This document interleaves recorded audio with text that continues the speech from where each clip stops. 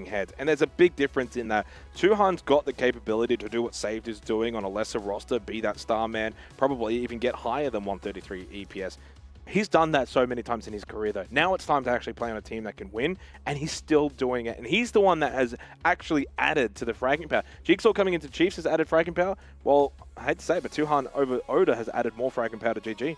Yeah, and to add on to that team element, I think a stat that reflects that quite well. It doesn't show on the graphic, but I'll highlight it regardless. Tuhan has a survival percentage rate of 49, which as an entry, farming the stats that he is incredibly impressive. Compare that to Saved, 27%. Wow. And that is significantly lower than any other player in the top 10. So it goes to show that Saved playstyle, I think, is a little bit more volatile, probably significantly more volatile. Probably has higher highs at times, right? Yeah. And we have seen that. However, for Tuhan, consistency is super key because of just the depth that the team has to offer.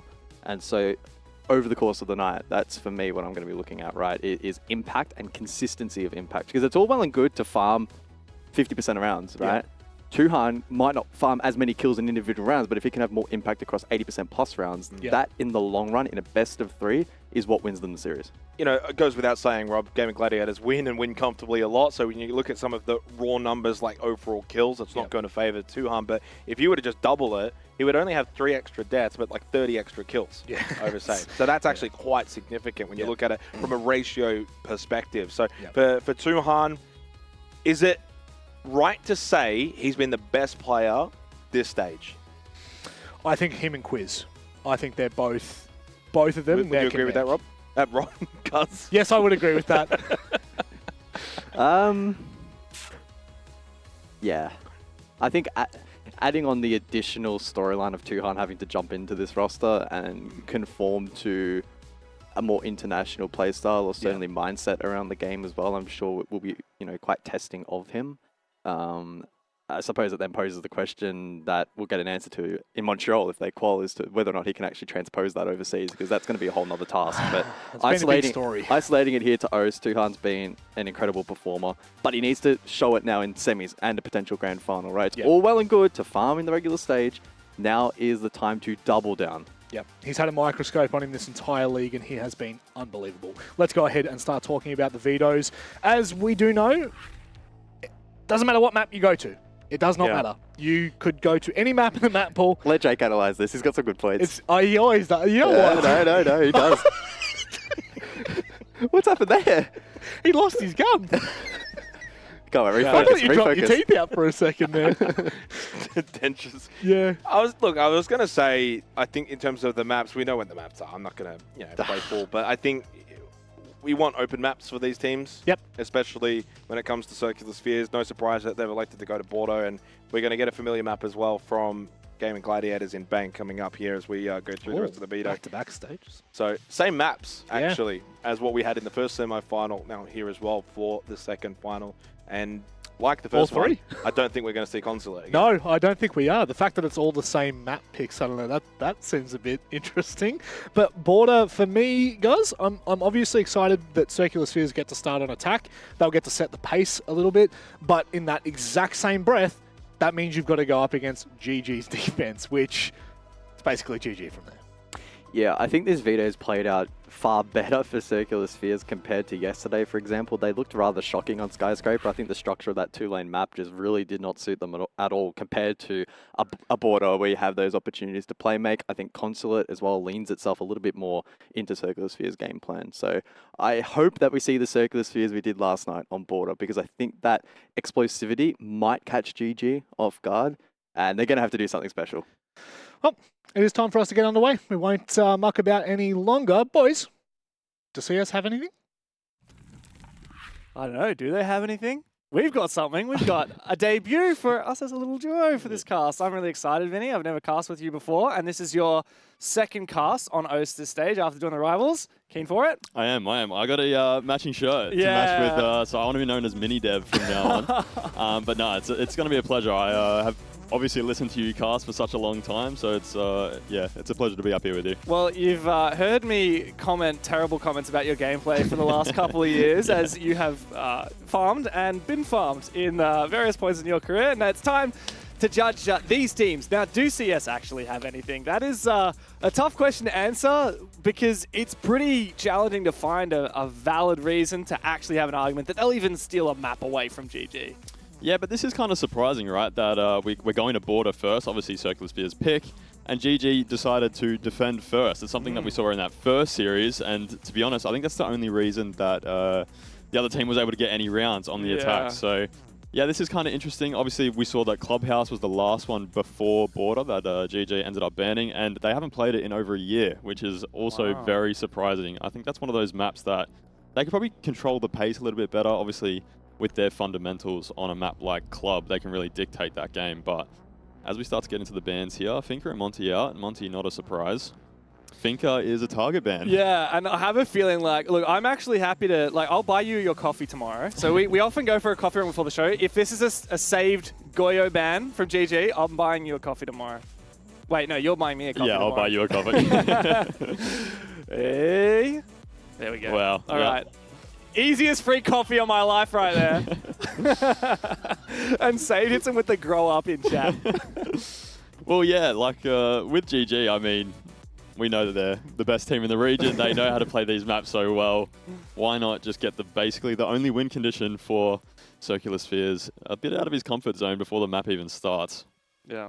You were actually saying on the little desk before we went live that Save just loves the Vector, and he'll often play the Mirror if the Goyo's banned out. Now, Mirror's pretty valid here on border, so I wouldn't be surprised if we see that teased out at some point when CS end up switching over to defense. Yeah, I mean, in reality, I think Mirror is probably a better pick than Goyo in general, other than the fact that obviously she doesn't have the ACOG on her Vector, so the Goyo Vector has been the favorite of Saved throughout this stage, and has been the most banned up against that team throughout this stage as well. Yeah, wild. Well, defense start here for GG, as it was their choice to do so. And the Death talked about it a little bit. I feel like this is a bit of a surprise. I expect that on border, it's one of a couple of maps, Border Bank and Chalet. These are the ones that I'm expecting you to actually want to be on that attacking start. And maybe it's going to help CS come off to a flying start here.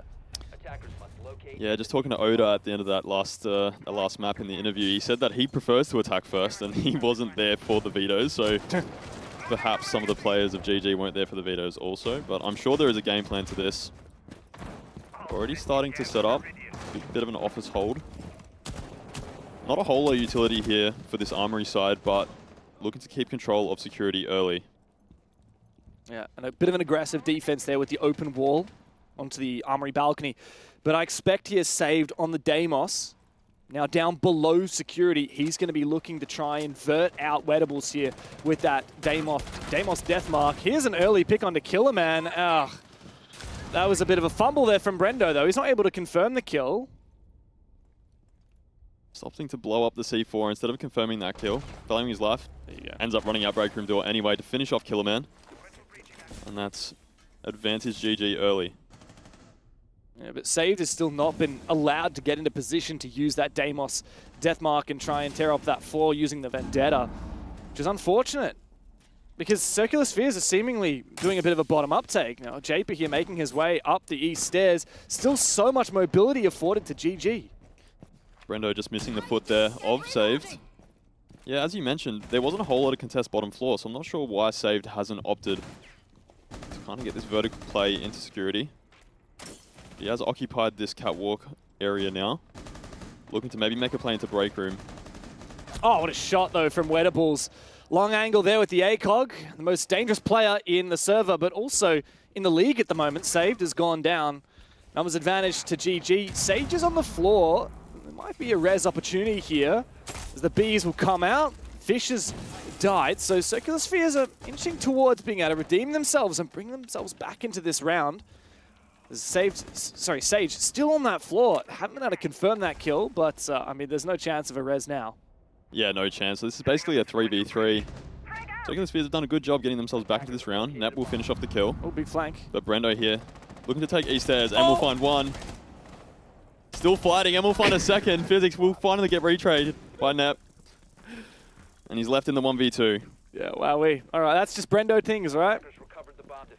And now Neptune has got to 1v2, 50 HP. He's got that diffuser, though, and Honestly, not a bad shout in terms of the util available. He's got this deployable shield to play behind. It's up to Tuhan and Wettables to play it well. Tuhan's got a pre-placed C4 on the shield. What is that forethought? This man is a prophet. Yeah, that was genius. I think it was sort of in the middle between planning on the shield and planning on the bomb chassis. So I think with the way that the C4s work, that would have probably covered both plants. But yeah, you're right. A bit of forethought there from Tuhan and a great round win from GG. I think they're going to need as many of these defensive rounds as possible for when they get onto that attack. But not a terrible attack from Circular Spheres. Able to bring themselves back into this round. Wettables hitting a crazy shot there onto Saved. And we've mentioned for quite a few times, Saved is going to be the win condition for this team. They're really able to sort of propel themselves on these attacks based on his entries. And I think GG probably read into that a little bit, getting rid of the Finker. Deimos isn't quite the operator I want to see on Saved. We want him on that entry. We don't want him downstairs sort of looking up towards Vert. Yeah, Vert is always going to be a different skill set. I don't know if you can speak to this, but like being able to be a good entry player, like taking fights, taking ground, very different to sitting there with this like crappy little pistol trying to shoot people through floorboards. Yeah, I mean, I prided myself throughout my career on my ability to be an entry, but you would not catch me on the buck or the sledge very often. More of an Ash main. More of an Ash main. I left that stuff to Gio, and he was very, very good at it. But yeah, you're right. Completely different set of skills. But maybe we're missing something. Maybe Saved has got a bit of that vertical skill set in him.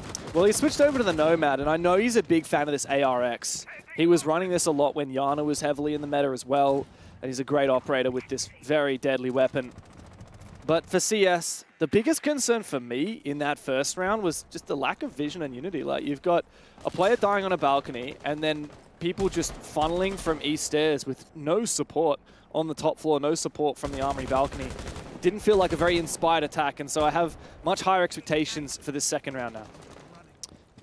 Yeah, and with Brendo's flank, obviously no flank watch on that balcony, especially considering someone had just died there, so maybe just missing a few of these early steps onto these attacks. JP's been able to take break room control, and now Rafters.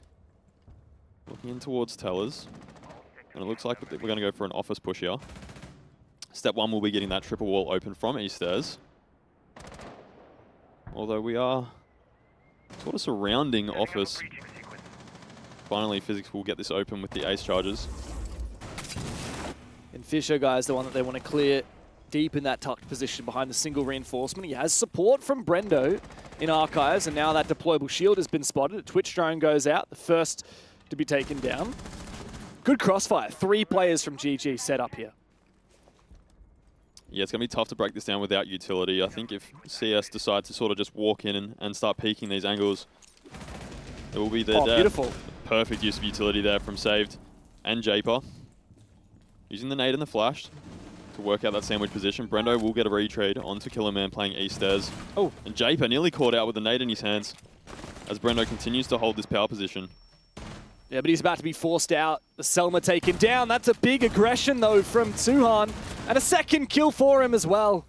The new pickup for GG, holding down the line on Armory, as I believe Brendo's been able to get out. No, he's actually hiding. Look at this, prone in the corner. And the flick not quite there for Physics. It's up to Japer now in a 1v4. Wettables finishes him off. Never dismantled, never taken out in that fountain position. And it's a fairly straightforward round there for GG. Yeah, unfortunately not able to get it done. I thought once they cleared out that sandwich player, perhaps they could start breaking down these angles and working their way into office, but still ended up being sort of a one-dimensional attack. 2 players funneling in from that armory side with Tuhan just standing there with a shotgun.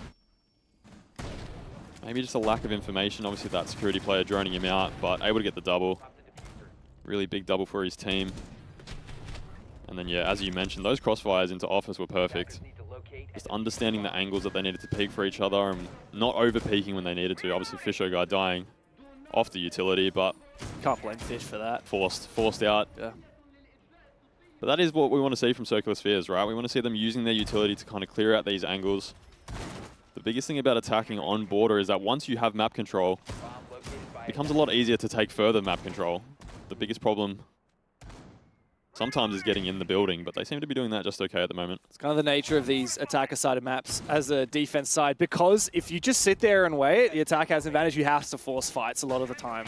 And that is pretty much what Tuhan did on that armory position. Well timed though, and as you said, like, it's all about those micro decision makings in that moment. There is no impenetrable defense setup on this map. Like, it's just not physically possible. You can't bring my Jaeger for Fisho to sit in that little tiny corner, right? This isn't 2020 anymore. Yeah, the util meta is long gone, unfortunately. Unfortunately. My favorite meta to play in. Yeah, because you were actually winning something back then. Yeah, I mean, I enjoyed it. It was whoever used their util better generally won the rounds. Gun skill wasn't super important. Says the entry frag. I mean, it helped me a fair bit, but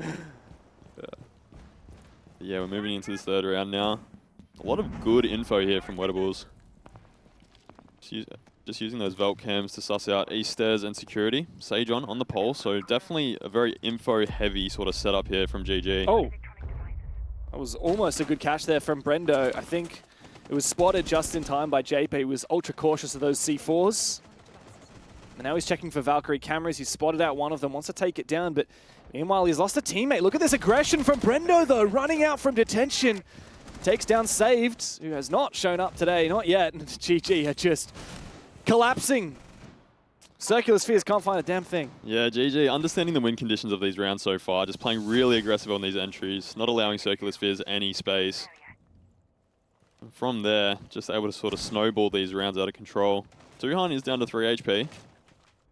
So somewhat of a silver lining for the attack, but Japer and Physics have a lot of work to do here. Still a lot of info on the board. Obviously, Japer with the IQ. We'll be able to find out the rest of these Velt cams and perhaps the Pulse as well. But it doesn't look like GG is going to give them anything here. Just sort of falling off and playing these crossfires now.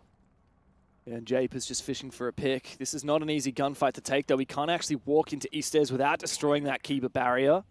Wettables has been great here on this Azami, as he is spotted by Japer, but there's not much he can do about it. He's actually going to have to drop below. I don't think it's been heard, but it doesn't matter because the cross is covered there by Brendo.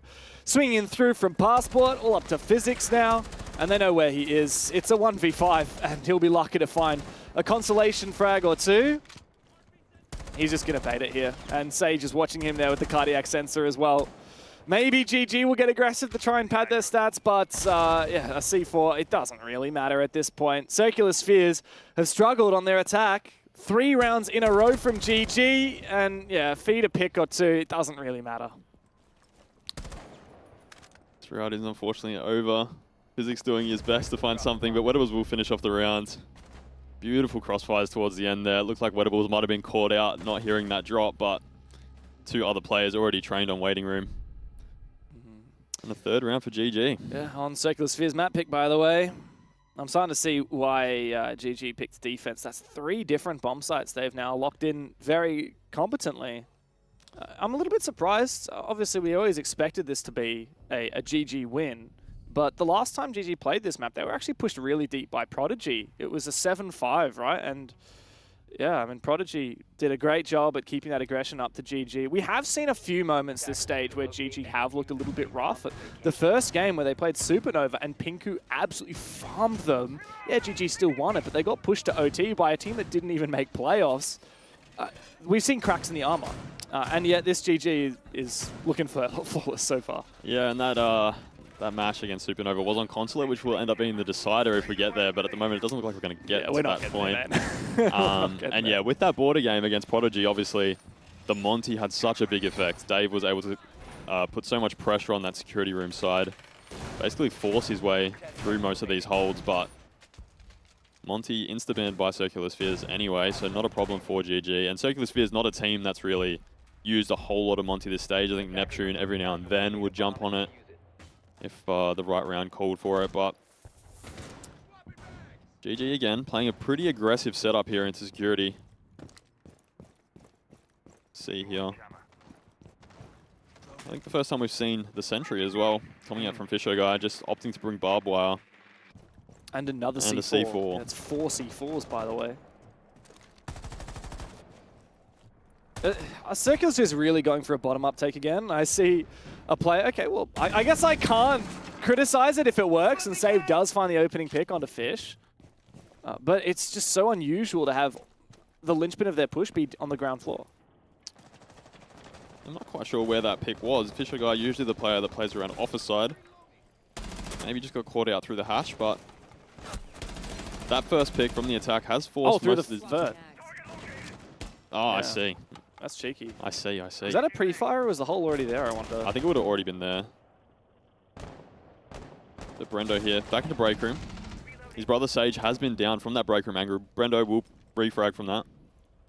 Oh, and Brendo should win this. No, Neptune gets him, despite being on the camera. This round has actually flipped here. GG now have to cautiously find their way back into it. Killerman on the floor, as is Sage, but likely unrevivable in terms of Sage's position. It puts so much pressure on Tuhan to land his shot, and he does. Man, Saved is having a roughie to kick it off here. Wettable still in a good position, but he was droned out. Now, Sage is not going to be picked up here. Circular Spheres still retain that numbers advantage, and there's plenty of time to shape up for an attack. Yeah, exactly right. Plenty of time here. The worst thing they can do is start giving away picks. Net will find one onto GG, onto Wet. Apologies, Wettable's not GG. And leaves Tuhan in the 1v3. Gonna have to try isolate a few fights here. Nep just cautiously playing in that break room, using the Grim Beast to cut off this 90 angle. And we'll take office control. As long as he holds this cross, and they should be able to make their way through office in towards a plant, but Tuhan's going to have to get aggressive here, and isolate one. We'll find Nep. Brings it back to the 1v2. Immediately so much more winnable. No C4 though. Keep in mind, Killerman is very low on HP. A single bullet should finish him off. Physics is the dangerous player here. There's Killerman gone down. And I can see your head in hands, Vinny. A trade? Was that a trade? Yeah, you won. He won the bloody clutch. 1v3 for Tui. And GG are 4-0 up on Border. I said the worst thing they can do is isolate, give him isolated fights, and that's exactly what they did. I can't believe that, man. Neptune being swung on the office double with somebody on the triple breach is... A trade! At that range, through the wall as well? Oh man, this tech timeout is vastly needed by CS. It is, and I think they have a lot of things to talk about. I mean, we've spoken about Border being an attacker-sided map.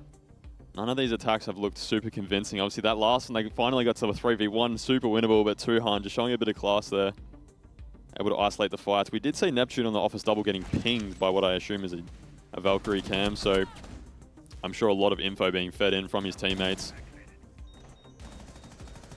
But yeah, Killerman. Let's see this shot again. Yeah. Let's fucking go, boys. I love the gas up from Sage. He's like, "You're crazy, man. You're absolutely crazy." Yeah, I mean, it was a pretty reserved sort of celebration from the boys. They genuinely just were surprised. Yeah, I think surprised, but also it kind of seemed like that. There's every inkling that, you know, a player like Tuhan can win those kind of clutches, right? I think that's why he's in this team. Yeah. They know the talent that he brings. And he snuck his way out to 8-1. Brendo also 8-3, so 16 kills between them. Just through 4 rounds. And I think this is already a round/half win for GG. Going positive on your defenses is huge.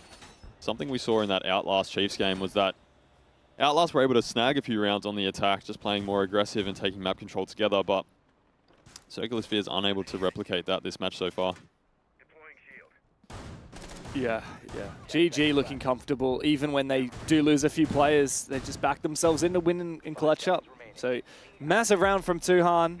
And not that GG needed a morale boost or anything, quite the inverse. CS have got to step it up now. Come on, 0-4 down, a 3v1 fumbled. It's time to get back on that bike and start firing on these attacks, which we expect something. We expect, you know, an even half, maybe a 2-4 is redeemable if CS have solid defenses, but I wouldn't count on it. So GG, I mean, they've already exceeded expectations, and now it's about just going for broke and making this the one-sided affair that some of us theorized it might be. Yeah, I mean, I don't know if it's time to throw all strategy out the window, but it might be time to just sort of push the pace a little bit. Don't let GG get comfortable here. Jape has done quite a good job here finding these Velt cams, using this IQ throughout the rounds. Has security control. Save getting a little aggressive into archives early. Just looking to clear out this top floor before going for a vertical take onto what I can assume will be Vent Workshop. defense is very spread out. Once again, these crossfires are very strong. What a shot there from Killerman. Big play to take down of Brendo on that boost in Fountain. Numbers advantage for CS. But we've seen them lose these before. Yeah, but a good start from Killerman. He's one of those players that we really need to step up if CS are going to have any chance in this series, let alone this map. 2-1's going to be called, and a flash is coming in now. We'll be fully blinded. Killerman will find a second onto Wettables. Sage on able to deny the wall breach from security into Fountain. And Tuhan is eventually taken down. Good job from Save. That's a really long angle as well, all the way from out on the Archives balcony. Looks like the first round for CS is on the cards. Sage droned out. 1v5, has to sprint on through the E1D. Killerman takes him out through the vert. Well played from CS. Flawless as they find their very first round.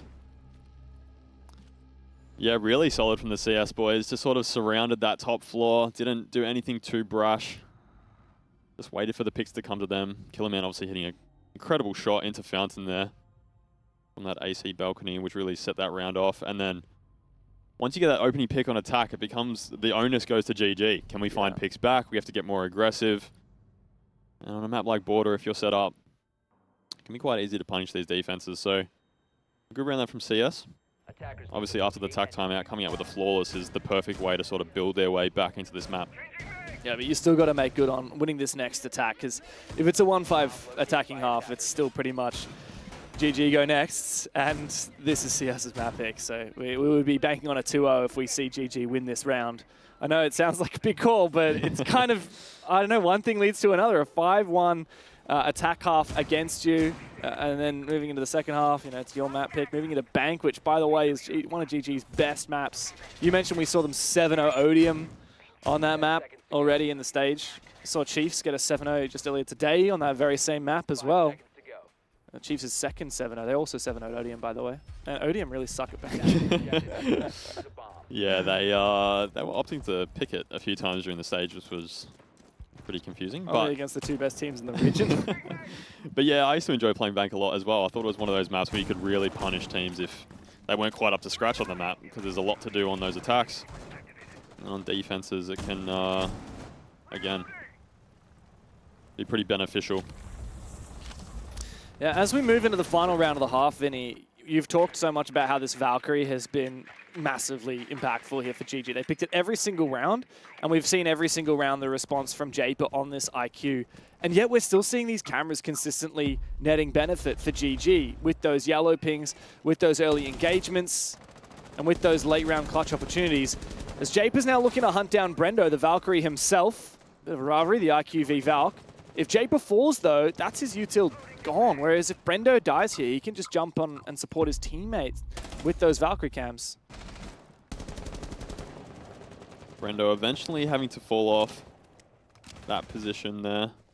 Make his way to bottom metal stairs, where he's going to take an initial fight with the Lion. Oh no, Japer. That's embarrassing. And another one for Sage, this time with the gun itself. Oh, that's such a big kill. It's the E1D killing the IQ, the operator that's meant to counter the Capcan.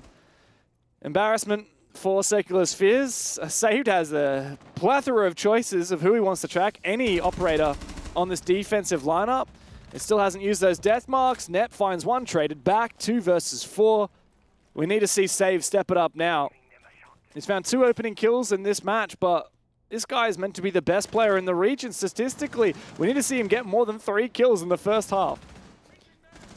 Yeah, definitely struggling a little bit on these entries. It looks like these attacks haven't been super pointed, and it's definitely having an effect on Save's ability to get these entry picks. Obviously, with the IQ now gone, these Capcan traps and Valkyrie cameras have basically doubled in value.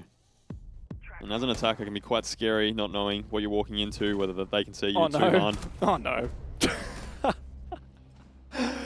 The lack of celebration from GG there tells you everything you need to know. And look at how sharp Tui is with those 2 quick shots at the end of that round. 5-1 half of defense on Border for Gaming Gladiators.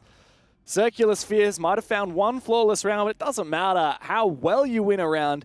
You gotta find more than 1. This is your map pick, for goodness sake. And now they have to go flawless on their defense to win it in regulation. And that is a tall order, given who they're playing against GG. a team that prides themselves on their attacks. The ability to play very structured siege, but also flip the switch and play more aggressive and fast if they need to. Something I've seen a lot from them this stage, actually, is that ability to sort of flip the switch. I think historically they've been a team that has played almost too structured at times. Something that even some of my old teams used to do. Obviously, Wildcard coming out of that 20-second meta. Infamous for refusing to let that 20-second meta go, you guys were. And yeah, definitely had a massive effect on our gameplay, but GG obviously have realized that they need to be a bit more dynamic on their attacks, and I think that's going to serve them very well going to international events in the future. I've wondered and theorized, like, what, because these guys are constantly saying, oh, bringing in Titan completely, like, he was like, no, we're changing our playstyle completely. Now, Bliss were great. Tried and true, a year and a half, they had their old roster, their old organization, and no Titan as a coach. But they wanted to evolve with the times, and Titan was very much, no, I've come from G2 and I have this vision of how we want to play the game. We're changing our playstyle. What does it actually mean? Like, how are GG changing their playstyle? Well, they're much more opportunistic on their attacks, so they're not going through the checklist every single round, making sure they have this to map control before they can execute. It's whatever's free, we take. If the opportunity to execute is there early, let's execute straight away. And I think a big part of that has been Wettables jumping into that IGL role. Sajon mentioned that all 5 of them are calling. Wet said that he calls a bit more than he used to, and obviously Fisho's taken a bit of a step back in that calling role. And with that ability for everyone to call, it means that you can be more opportunistic. Obviously, what everyone sees is the info that the whole team now gets. Yeah. Anyone sees a gap, it's fair game. Exactly right.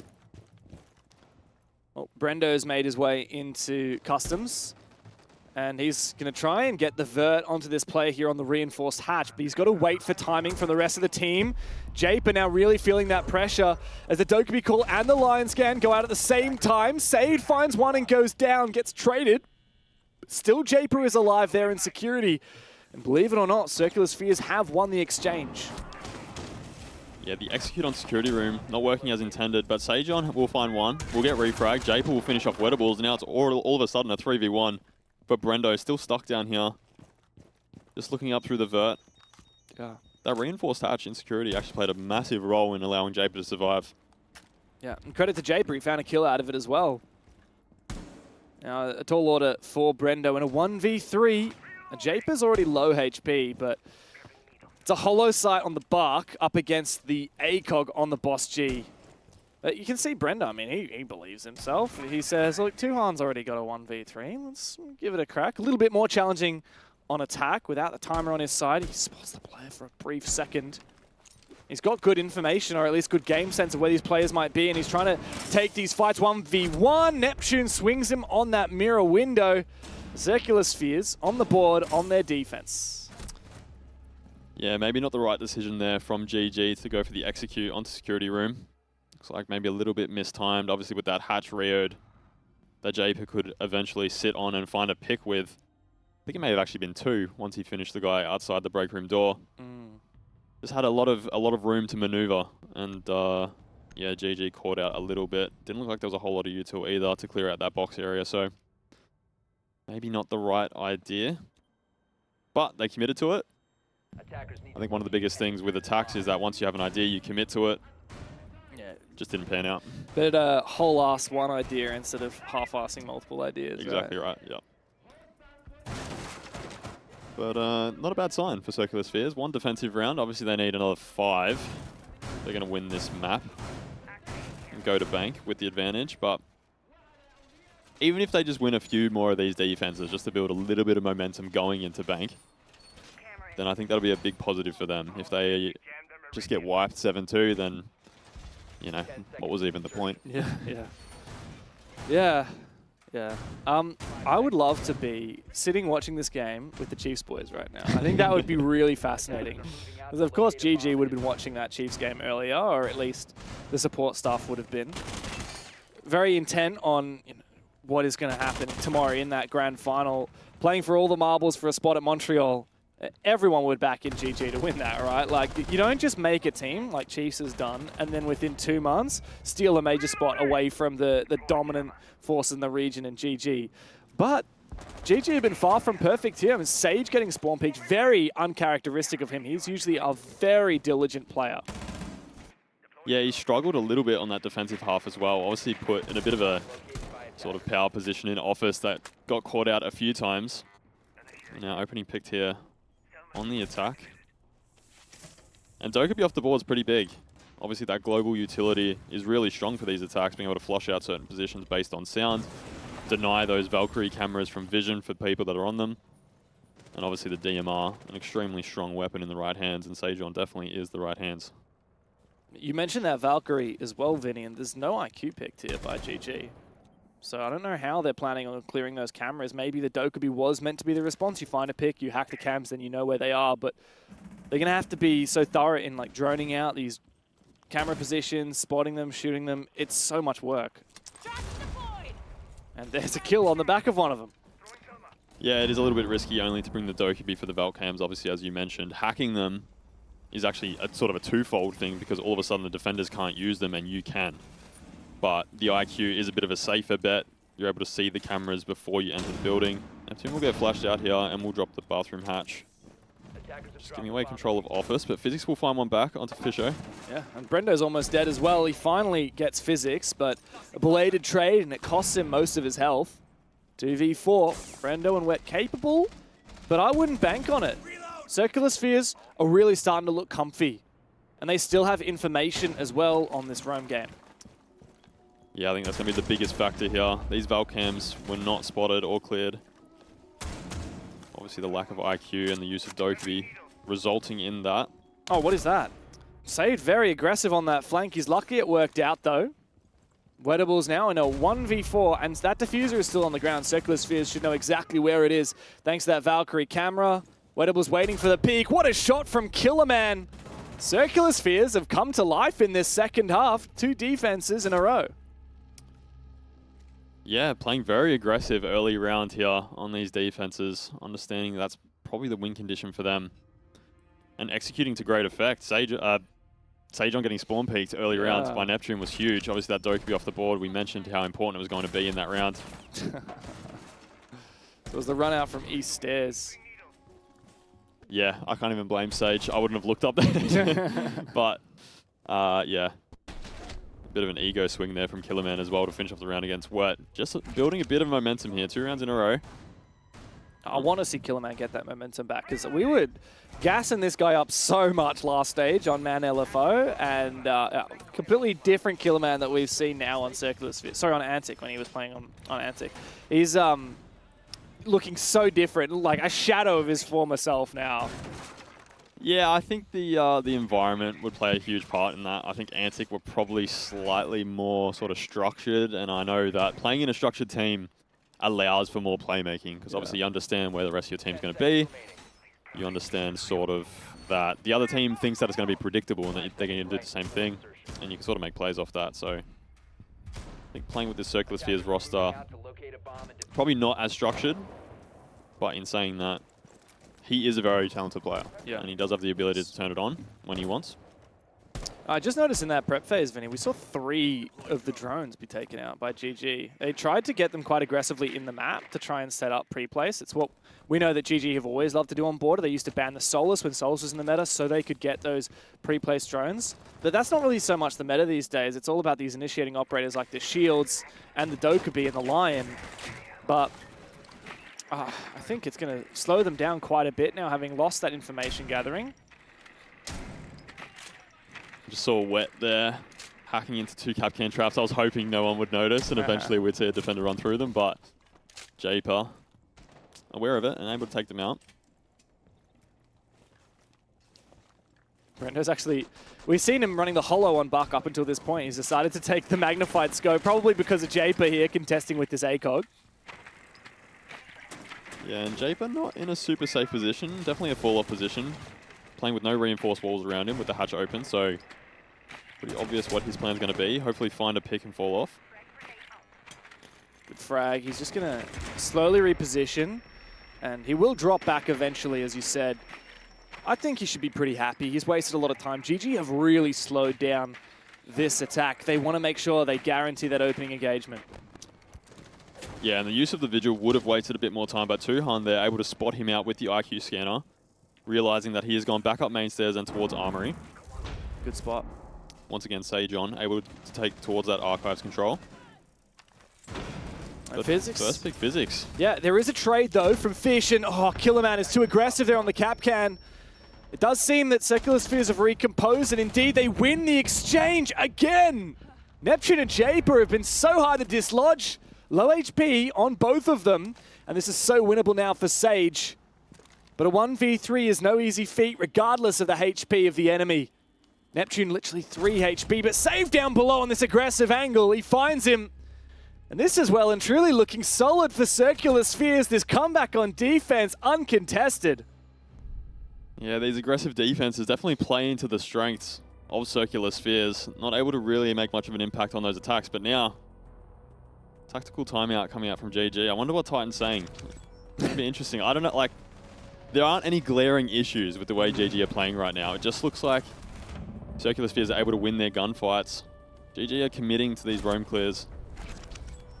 And Circular Spheres just winning, as I said, winning the gunfights every single time. So whether they take a step back, maybe introduce the shields. Yeah. Try to take a bit more map control with a lot less risk. Yeah, it's strange to see. We haven't seen any like heavy execute-based rounds from either team. It's always been, let's take ground, let's do this slow methodical thing. And there's plenty of viability in the meta right now to say, let's go for a Glaz execute on Archives, or let's go for a Blitz execute here. We haven't seen any of that from either team, but in particular GG, I would have thought that's the kind of innovation that they would want to bring to the table. And it doesn't, like, once upon a time that was just a cheese round. But you don't have to do it in a cheese way, right? You can go for an execute with an OSA or a Glaz or something like that and use it to bait out util. And meanwhile, you have someone backstabbing. I think that would work out for GG, but they're continuing to elect not to do that kind of playstyle. If there's any way to flip it, I think that here is the moment. You're attacking Archives and Armory. This is the obvious round to go for something a little bit more direct. Yeah, but their op selection doesn't give me a lot of confidence that that's what they're going to be going for. They have opted to bring the IQ and the Dokkaebi this time, so realizing that this Valkyrie is having way too much of an impact on these rounds. Obviously, the Vigil Boss G still in the game as well, so that IQ able to spot him out once he's got his scanner on. Is that 3 drones taken down again? Yeah, 3, I think. Ooh. No. 3. 4? Yeah, 3? because the 2 are lit up, so those 2 are being watched right now. But yeah, 3 drones again taken out in prep phase. I remember a really old quote, and obviously very different time, very different meta, but it was Fabian in one of those, like, YouTube videos that, like, G2 did back in the day, like, learn how to drone with Fabian. And he said, if my team loses a single drone in prep phase, we have lost that prep phase. Yep. And GG have lost 3. Yeah, and I can understand that sentiment. I think it always makes more sense, especially if you've got a defensive team that's putting a lot of emphasis on shooting prep phase drones. Probably just keep them out of the building. Make sure that you have that extra information going into the later stages of the round. May not seem like a lot, but 3 drones is massive. That's 3 flanks that could have been watched. That could be 3 drones droning the site before we execute. And yeah, Japer once again occupying the security position on top of the reinforced hatch. Oh, Brendo snuck in deep. Position will be known now once he takes out this east stairs camera, but with this triple wall of office unreinforced, there's a lot of pressure being put on this sandwich player. Neptune again holding his position inside of CCTV. Could be so pivotal. This would be a big pick to find. Neptune only takes a bit of damage. Japer goes down. Now that is the linchpin of this CCTV defense. So yeah, the pressure being put on office forced Japer to be more aggressive in security, probably thinking that his teammates were about to come into a lot of pressure. And saved here. Trying to be more aggressive in office. We'll get flashed out. Physics will get one onto Sage on though. Yeah, this is a good C4, and Sade finds one good jump out aggressively on the office window. Bit of damage dealt to him. Believe that's Tuhan. 13 kills this guy has found so far, by the way. He needs to get in the building and support his team, though. That diffuser is cold on the ground, and GG, they continue to lose bodies. Circular Spheres are almost tying this up. GG have had so many chances to send us to map point, and now they have to go for broke. Good shot there from Tui, his 14th kill. Save goes for a very ambitious rotate, but it's all up to Tui now. We've seen him 1v3 before. He'll have to do it again, and it will need to be an ace. There's a 3rd kill for him. Spotted, thanks to this bulletproof camera, as he looks to take another fight. He's got the rotation, but Physics has got his number. What a comeback from Circular Spheres. From 5-1 down all the way up to 5-5. Wow. Wow, wow, wow, wow. I thought for sure we were about to be seeing Bank very soon. But Circular Spheres have done all the right things here. I mean, GG just getting caught out time after time on this aggressive peaks. Saved jumped out the same window twice. Yeah, Fisho guy losing Kid here on the balcony. And eventually finding another one into East Stairs onto Wettables. Tuhan almost looked a chance to clutch up this 1v5. Or 1v3, sorry. Obviously doing it once already, but Physics able to close out the round. It's funny that we saw 2 Claymores placed on the break door where nobody ran out, and 0 Claymores placed on the office window where 2 people died but saved running out. Yeah, it was a surprising attack in the way that they went about it. Obviously, when you're going for like an office execute, you have players out there on that balcony sort of playing around the windows to put pressure on Radio, put pressure on Sandwich, either with nades or with flashbangs, but it looked like they kind of skipped some of the steps. Obviously, someone out there opening that archives door, claymoring that jump out is pretty pivotal to an East Stairs take. Maybe just missing a few of those things. Yeah. Oh, well, last chance now for GG. They have not found a single attack round so far. CS can find it here, overtake them, find map point. And see, that drone does hold its position there in break room. Now Japer's hunting for it. It's quite a default position on the fan there. And Circus Fizz this time have not found all 3 drones like they previously do, but still 2. Again, GG getting so ambitious with their prep phase droning and losing that util early. Yeah, a little bit lucky this round to still have that drone in break room. Obviously, with the Vigil insecurity, doesn't provide a whole lot of value if he's got his scanner on. Yeah, the ERC7 disruptor. I don't know why I know that. Don't ask me why I know that off the top of my head. I was looking for the right word. I don't think scanner's the right word. Gadget. So, Let's say gadget. Vigil's gadget is on, as it is right now. And this boss G is going to be super deadly on any entry. Tuhan feeling the whole brunt force of that slug shot. I don't know who got more jump scared there. Japer, Tuhan, or us in the audience. But I certainly did not expect that. A huge play to lose. Tui's on 15 kills. That's a 1.5 KPR. But Japer, even though he's only 6-6, he's been instrumental into this defense for Circular Spheres. And yeah, I'm perplexed, Dev. I'm perplexed. Why is Tui jumping in security by himself, trying to clear out this player with the boss G? Japer will eventually be found by Fisho. Bit of an overpeak there from security, but really slow here. Almost half the round gone. None of this top floor control taken. Finally, we have East Stairs. Brendo will take this rafters position, pull out the goo mine, look to take break. Bomb side, of course, down in Tellers, but you need to take control of this top floor, and GG have failed to do so. Neptune falls back. It's just Physics on this top floor now. Oh, and he's not spotting Sage on that entry from Archives. Good kill. Numbers have flipped now in favor of GG. The best chance they've had so far of finding an attack round win, but Sage is getting aggressive. He spots a player. C4 goes out. It might land. It does. Brendo down. A drone spotted him, and he turns his back to Wettables. Over-aggression now from Neptune, and the round has been thrown away by Circular Spheres. A 1v3 now for Killer Man. GG on the cusp of finding their first attack, but they're just going to slow it right down. 40 seconds to lock this one in. 40 seconds, and the attackers are fairly split at the moment, occupying this office control. Killerman is watching the hatch, and he'd have to find that first one on Sage, but won't. And finally, GG lock in their first attack, making it 6-5. Yeah. And I mean... Took them 5 goes, Vinny. 5 goes to finally get an attack round win, and even then, it came off the back of this moment right here, where Tui just jumps in and dies. Yeah, I think Titan will be absolutely fuming with these attacks so far. Even that round in particular, like, a little lucky to get these overpeaks from the defenders and eventually bring it back to the 3v1. You can see on their faces, they are stressed and they don't look comfortable right now on what should be a comfortable half for them. Well, still a little bit of a chance for redemption. This shouldn't go overtime. 5-1 first half. There's no way this should go OT. But Circular Spheres have certainly put forward a pretty solid argument. And Saved, who was really quiet in the first half, maybe he's just a defense player. Playing attack and play defense, very different, right? And some people just really prefer one side to the other. Maybe that's the case for Saved here.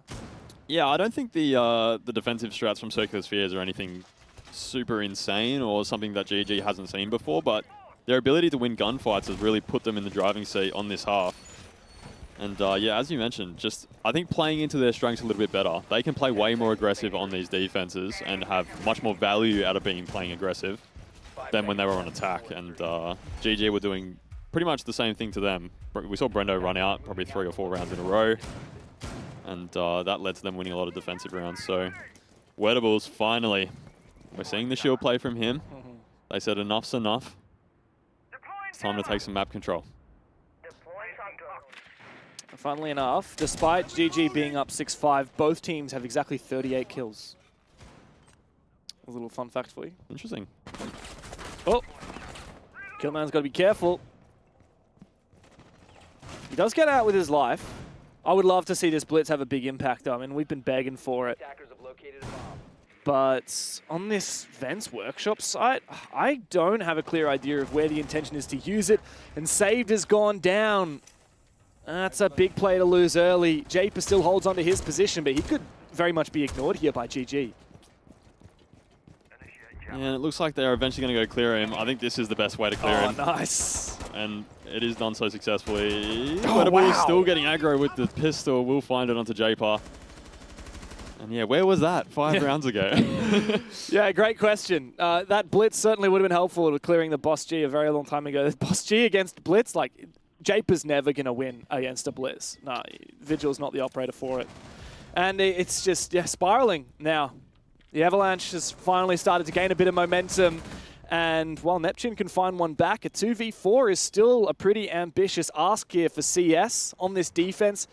Both players now downstairs as Physics has dropped down that hatch. Good timing for him as well, as Tui's just opened up a line of sight that would have cut off his retreat. Wettables has still got to have an impact here on this shield. Yeah, I think the presence of Wettables is what's going to make this 2v4 basically impossible for the defense. He'll be able to gather so much information. Oh, he's dead. There you go. Just like that, he's able to clear out positions basically all by himself, so Blitz is never really isolated. Does turn his back though. Yeah, and that's a good kill for Neptune. 3 more to find though, and through the smoke, Sage finds it.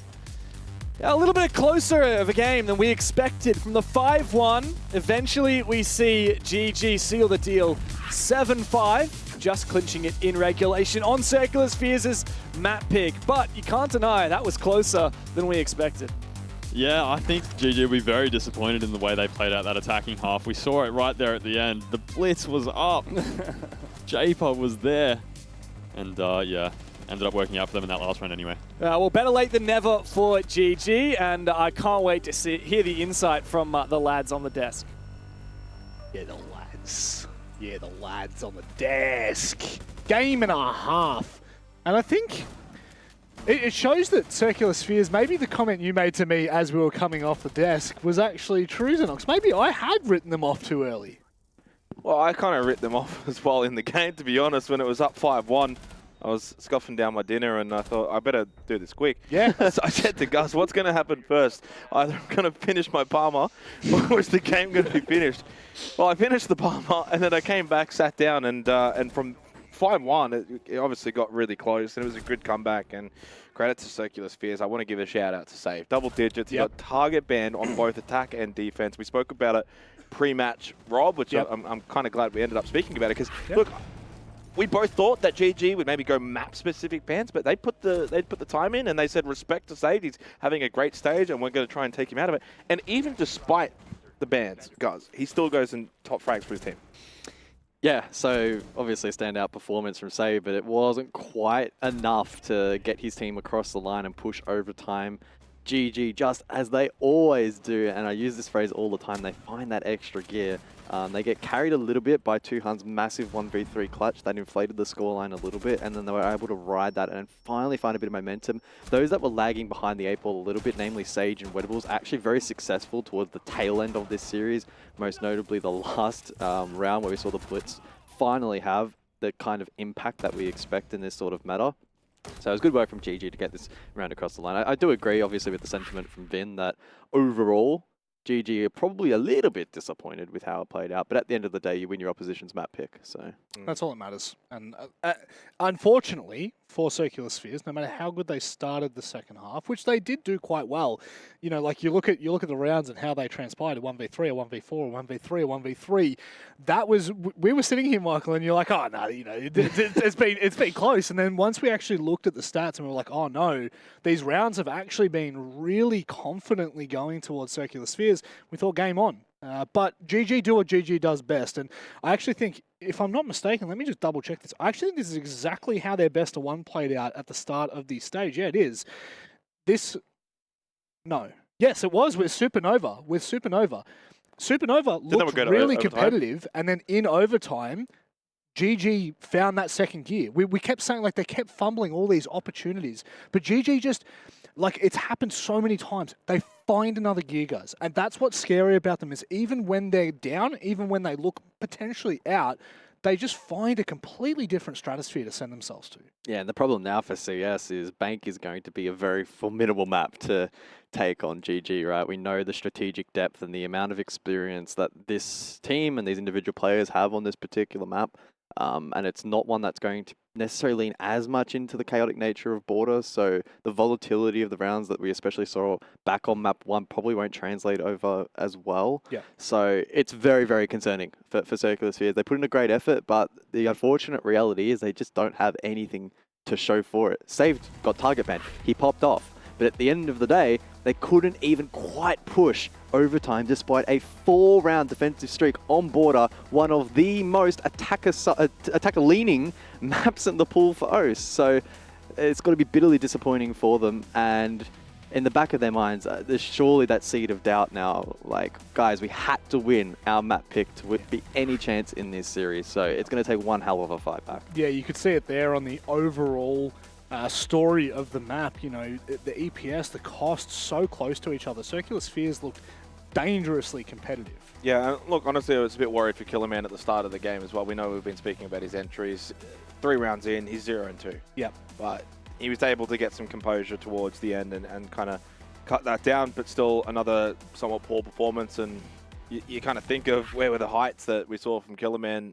What was it, end of last year? He looked invincible, but yeah.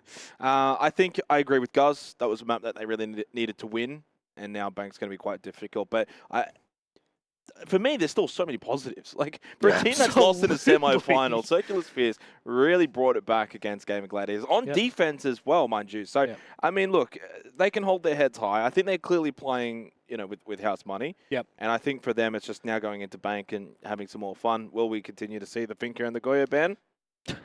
Yes? I wouldn't be shocked. I wouldn't be shocked. Well, I won't be shocked to throw this one to a break. It's all the money up for GAIMIN Gladiators at the moment. All the chips? Hang on a second. It's been written in the stars, ladies and gentlemen. We'll be back after this with the second map of the semi-final.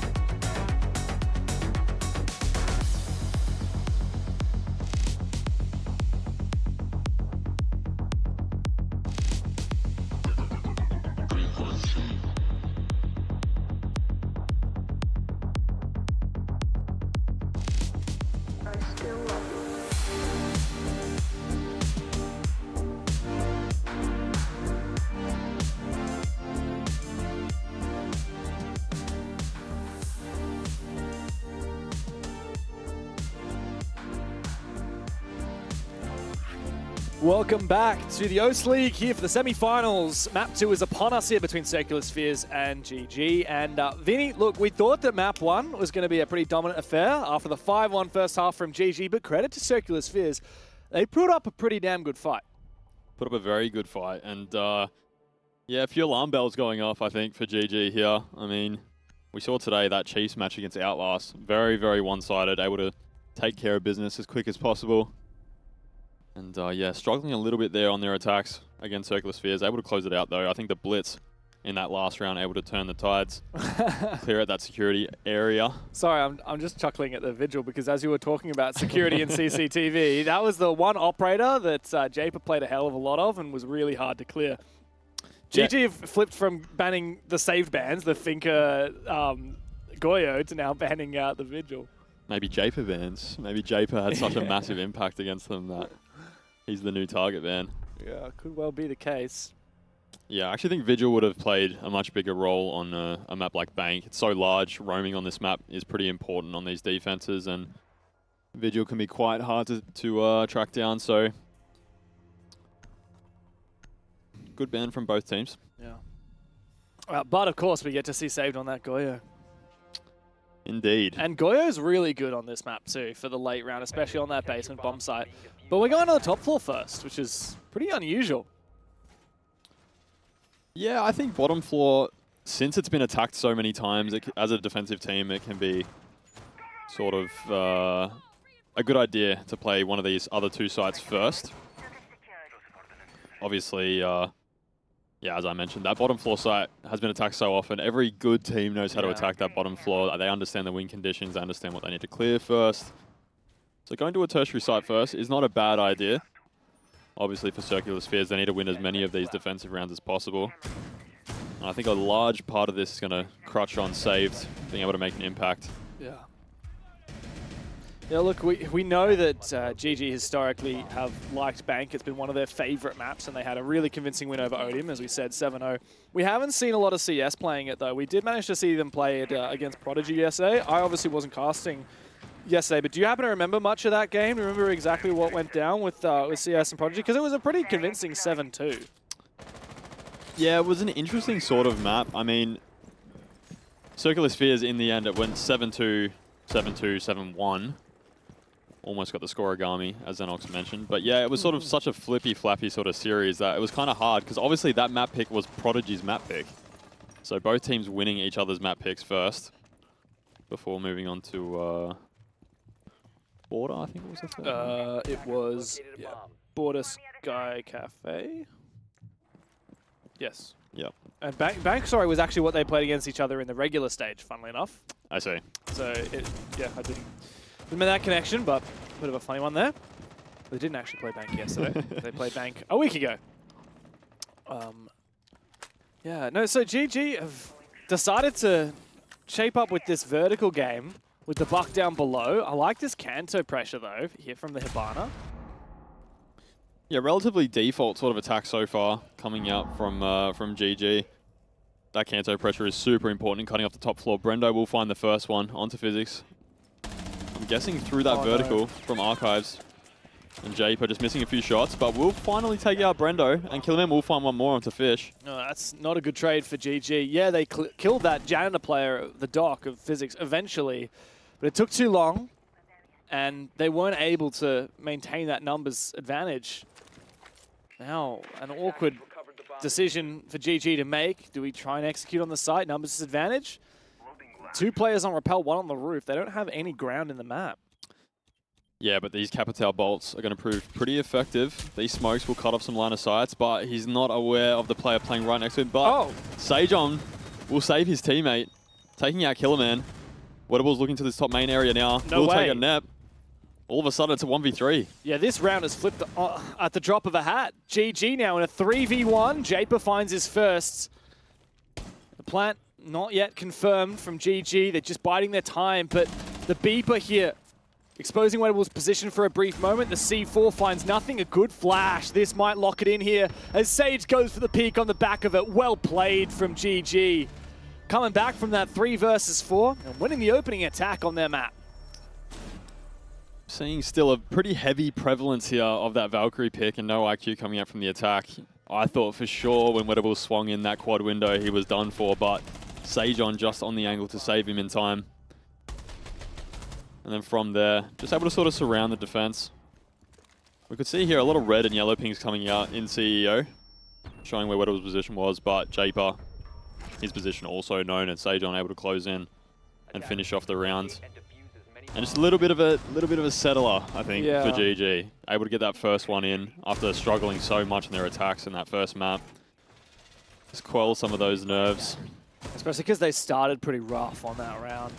To come back from that 3v4, sometimes you just have to try and make an execute work, even if you don't have, like, they had no map control, right? They hadn't really pushed these Circular Spheres players into specific positions they wanted. They're just like, all right, let's just deploy our smokes, go for it.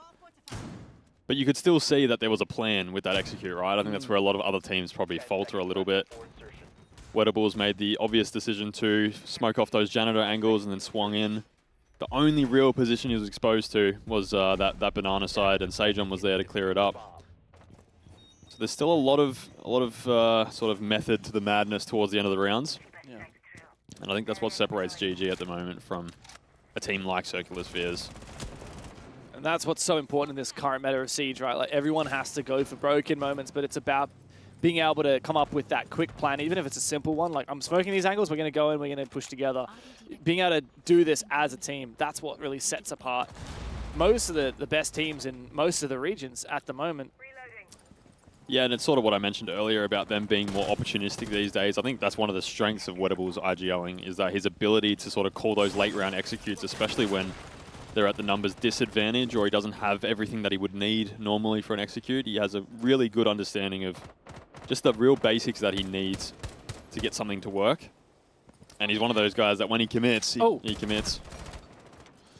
That was a bit of a commitment there from Killerman, running out Garage. Both players take about the same amount of damage.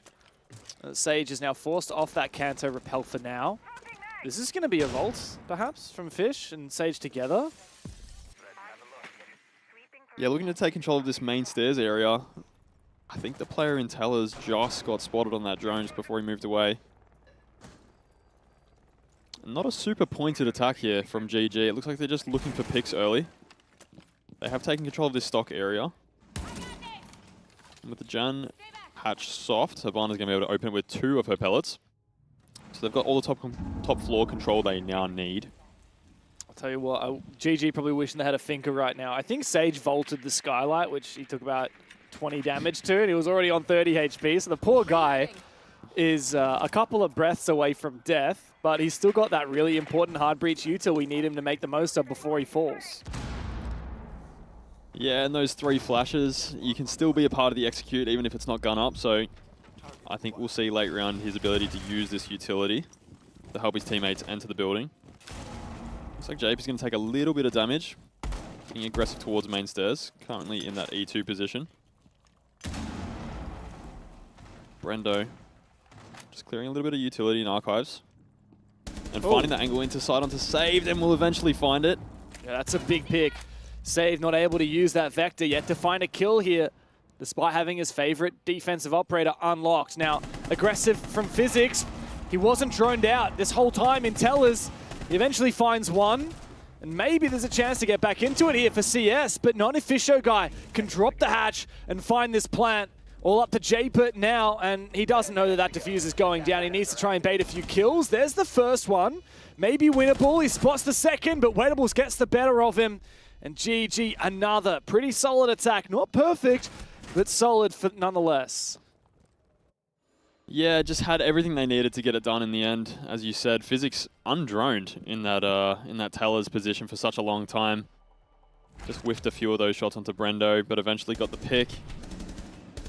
And yeah, Brendo being able to open up this round with that kill onto Saved really allowed Fishogo to drop stock hatch and start that plant straight away. From there, the post plant was pretty strong from Sajon and Wettables. But yeah, not a completely convincing attack again from GG. There's definitely a few little gaps that they're missing out on. Not droning Physics in Tellers, probably the biggest one from that round. Fortunately, he was refragged quite quickly.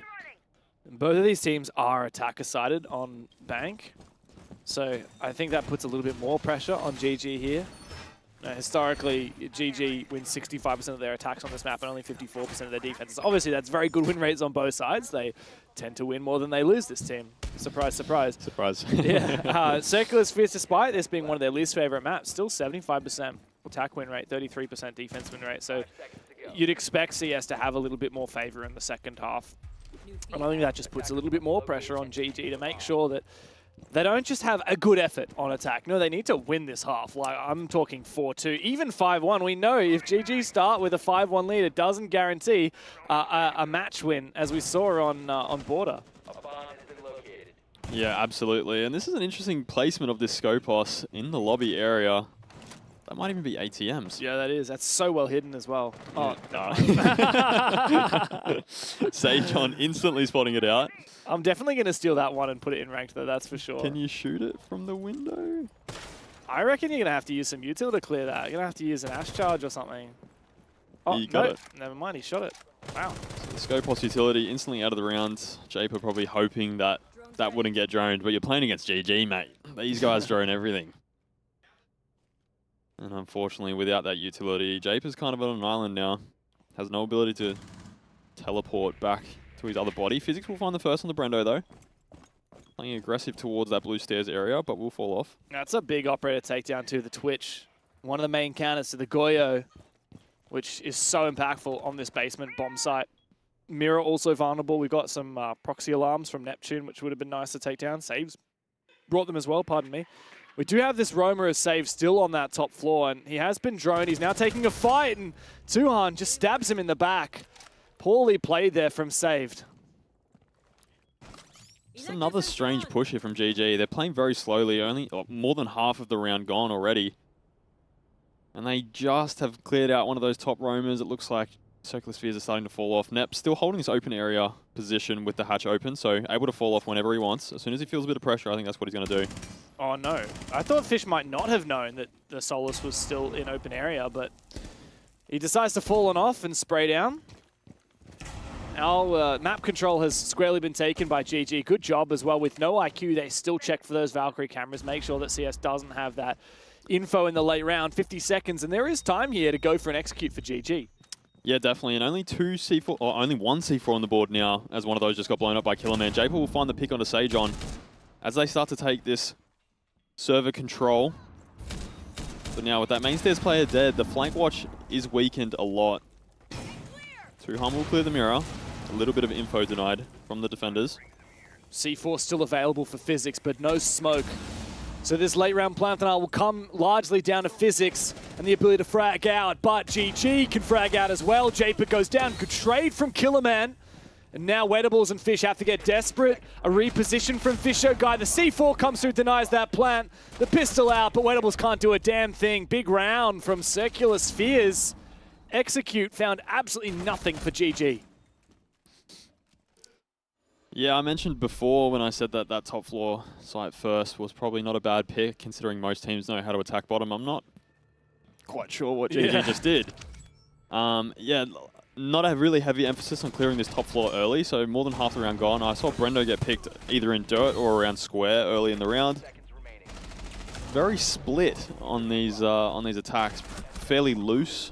Perhaps maybe a byproduct of these more opportunistic attacks that they're trying to go for, but I mean, I think just going back to the basics here and just sort of top-down clearing, going for that execute onto the server area would work out just fine against Circular Spheres. Well, it certainly didn't help to lose Brendo early. In the end, Fish didn't have a lot of options about where to plant because of that Vulcan fire. So he went for a deep plant, and there was clear information for CS to go for that C4. I don't know if there was a Valkyrie camera or something, but yeah, time management certainly an issue. However, GG still should be reasonably happy with how these 3 rounds have gone so far. And now we reset the rotation. Circular Sphere is going to go back to the top floor. And this, again, actually looked really solid for them the previous time they played it. They had a 4v3. They just fumbled it. They did, and no IQ, again, from GG. So these Valcams are more than likely going to be staying up for the whole round, just feeding information over to the defenders. No real adaptation here from GG for that Why are they just doing the same thing again? Like, again, it's just Brendo moving in downstairs. This should be well read. There is a player in open area right now. It's Japer. Been the man of the hour for Circular Spheres today, that's for sure. Yeah, this round's playing a little bit like Deja Vu at the moment. Japer occupying this position last time. Brendo will go down. Physics getting his revenge. Yeah, man, what is going on? Not enough horizontal pressure, I guess. Brendo just loses his one through the floor. Meanwhile, Tuhan's gone down. What is going on for GG right now? Circular Spheres are just chilling. Completely chilling.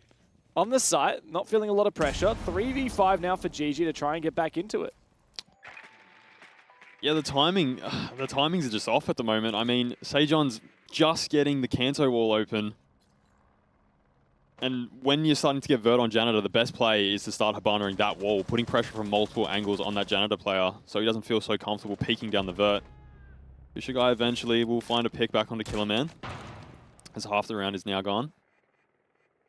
At least GG have good information. Here's a drone in lobby. They also had one in open area to spot out. Originally, when Japer was roaming in kitchen, he was spotted, and the drone was right next to that hatch. I'm not sure if that drone's already been taken out now. As a retreat down, the stock hatch has been opened up for CS. Yeah, maybe looking for a late flank if GG, or when GG eventually do execute. Pushing that Valkyrie C4 down the hatch and then maybe towards admin to get that C4. Obviously with Brendo being downstairs, he's already opened up some of the rotates down there. Oh no, good catch there from Wettables.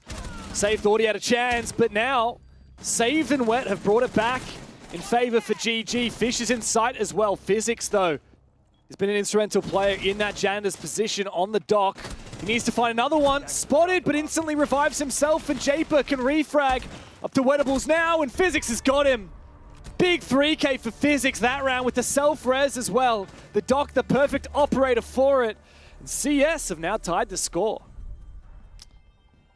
Yeah, a little lost for words at the moment with these GG attacks. I think we've all come to expect a bit more from them, especially on a map like Bank. Be very bread and butter for them, but really struggling at the moment with their timings. It looks like they're a little bit off, a little bit less coordinated than we're used to seeing from them.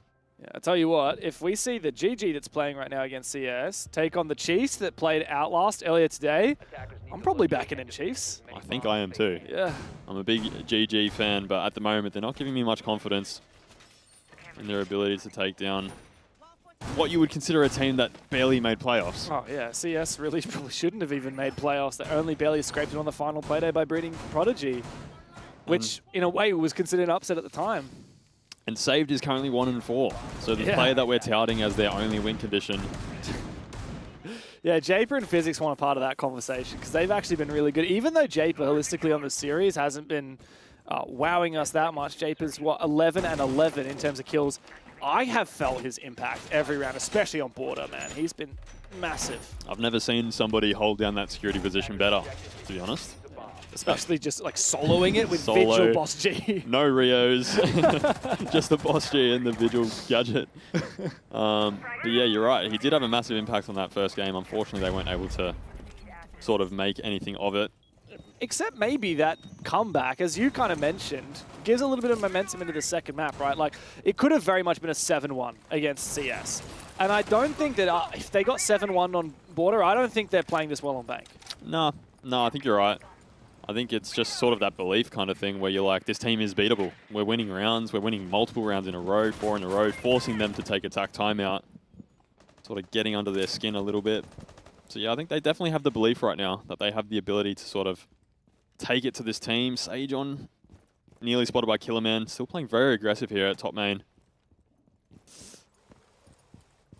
Just looking to fall off now. Sejon will go to the roof. Sage has died too many times in the opening engagements in this series. I think he wants to be a little bit more careful. Loose nade tossed out as Brendo goes for a peek onto this player in Janitors. And Saved has found the opening kill. Big one, and Tuhan goes down too. What is going on for GG? 3v5 again as the Romers can start to peel back. GG have not been able to refrag anything. Yeah, just taking a lot of these opening engagements without information. As we can see here, the IQ finally brought from Brendo. He will take a lot of damage through the floor. Almost down to half HP. And a 5v3 for Circular Spheres. Just able to command the start of these rounds, playing very aggressive on these entries. And GG just not taking the right steps at the moment to make sure that these fights are in their advantage. And in numbers deficit, this is a very hard bomb site to attack as well.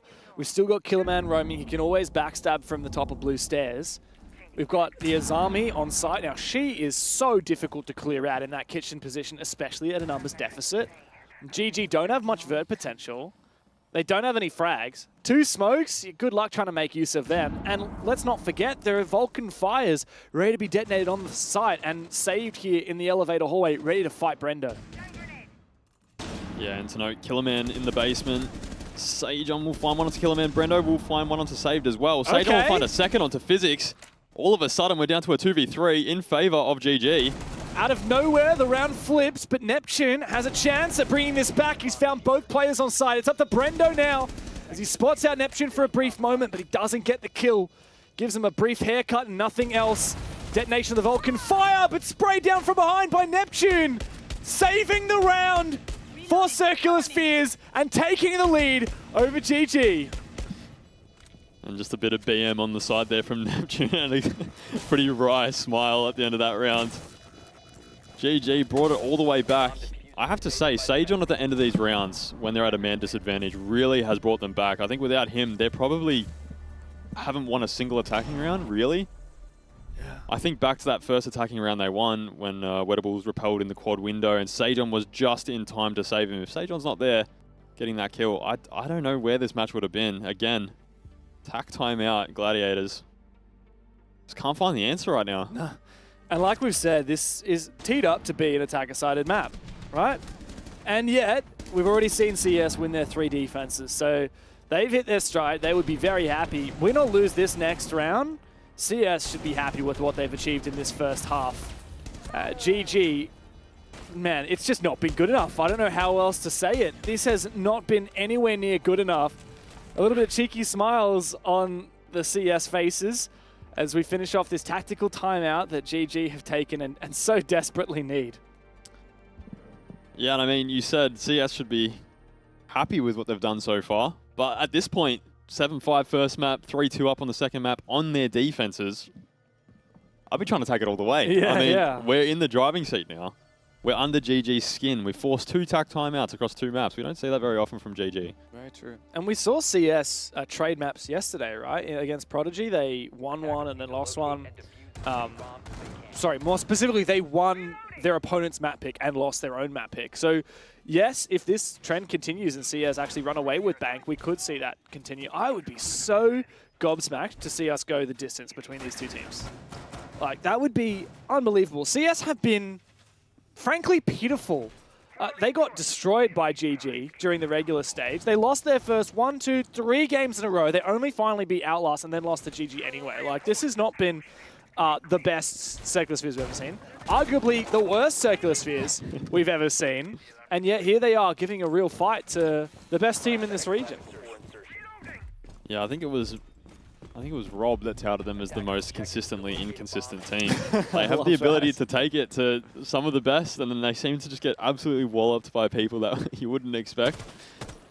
Yeah, and GG on the flip side have been scarily inconsistent, considering their pedigree, considering their form, considering everything they've achieved overseas, and considering how much money's been poured into this roster and getting people like Titan on board. You know, they're obviously all full salary players. They get so much support. And yet we see them be taken to overtime in their opening game in the stage against Supernova, who didn't even make playoffs. Yet we're seeing them contested pretty strongly here by Circular Spheres. Yet on another day of the week, GG can put away Chiefs pretty handily like we saw in the regular stage when they met. So a lot still to be proven for this new look GG roster. Yeah, and I mean, BO3s just play out so differently. I think during the regular season when it's best of ones, as a good team, you will find a way to win maps. I think we saw that in that first map. It looked like all the momentum was against them, and then all of a sudden they brought it out to win the map.